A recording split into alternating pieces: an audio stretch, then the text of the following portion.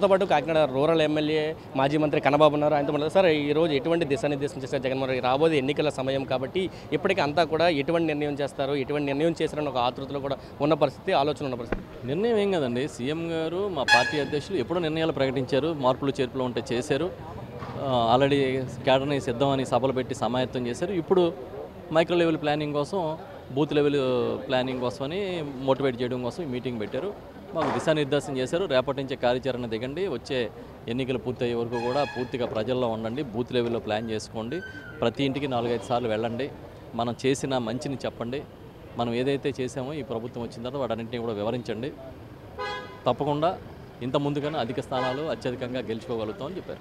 అంటే రాష్ట్రం పూర్తిగా అభివృద్ధి లేదు, అన్యాయం అయ్యింది అంటూ ఇటు టీడీపీ కానీ జనసేన కానీ చెప్తున్నారు. రాష్ట్రాన్ని కాపాడుకోవాలంటే కూటమి అధికారంలోకి రావాలంటూ కూడా దాదాపు 118 స్థానాలు వాళ్ళు ప్రకటించిన పరిస్థితి. రేపు సభ జరగబోతుంది తాడేపల్లిగూడెంలో. మేనిఫెస్టో, వైసీపీని మించిన మేనిఫెస్టోని మేము పెడతామంటూ కూడా ఇప్పుడు రాష్ట్రంలో కాపురం ఉండే వాళ్ళకైతే రాష్ట్రంలో ఏం జరుగుతుందో తెలుస్తుంది. అప్పుడప్పుడు గెస్టులుగా వచ్చే వాళ్ళకి ఏం తెలుస్తుంది రాష్ట్రంలో అభివృద్ధి జరుగుతుంది, సంక్షేమం జరుగుతుందో. మొన్నటి వరకునేమో ఎవడు బాబు గారు సొమ్ముని పంచి పెడుతున్నారని అడిగారు. ఇప్పుడు జగన్మోహన్ రెడ్డి గారిని అధికంగా స్కీములు పెడతామంటున్నారు. మీరు ఏం పెట్టినా చాలా క్లియర్గా ఉన్నారు ప్రజలు. ఇవాళ జగన్మోహన్ రెడ్డి గారు చేసి చూపించారు. మీకులాగా చెప్పింది చేయకుండా ఏరి దాటి తెప్పతగలేసిన నాయకత్వం కాదు ఆయనది. ఆయన ఆ రోజు మేనిఫెస్టోలో ఏం చెప్పారో దాన్ని 99% అమలు చేశారు. కాబట్టి ప్రజలు నమ్ముతున్నారు. మీరు ఏదో ఎన్నికల ముందు వచ్చి స్టంట్ చేస్తే చంద్రబాబు నాయుడు అది ఎందుకు నమ్ముతారు? సార్, అంటే ఫ్రీ బస్ ఇస్తాము అని ఒక ప్రకటన చేస్తున్నారు. ప్రతి ఇంటికి విద్యార్థులు ఉంటే 20,000 ఇస్తామంటున్నారు. బీసీ డిక్లరేషన్ కూడా మేము అమలు చేస్తామంటూ మాట్లాడుతున్నారు. బీసీలకి మేము అత్యధిక ప్రాధాన్యత ఇస్తాం. మా జగన్మోహన్ రెడ్డి గారు చెప్పిన దానికన్నా అధికంగా ఏం చెప్పారో చెప్పండి.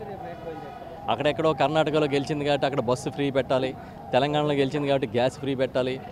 ఇదే తప్పించి ఎప్పుడైనా చంద్రబాబు నాయుడికి సొంత ఆలోచన ఉందా?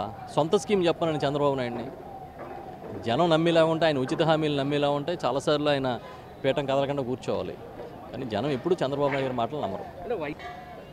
ఇది చెప్తున్నారు. పూర్తిగా ఈ ఎన్నికల్లో అయితే జగన్మోహన్ రెడ్డి ఏవైతే సంక్షేమ పథకాలు అమలు చేస్తారో వాటితోటే కిందకి వెళ్ళాలి, వాస్తవాలే చెప్పాలి, ఖచ్చితంగా వాస్తవాలని చెప్పే ఈసారి ఖచ్చితంగా 175 స్థానాల్లో కూడా విజయం సాధించాలని జగన్మోహన్ రెడ్డి చెప్పారు.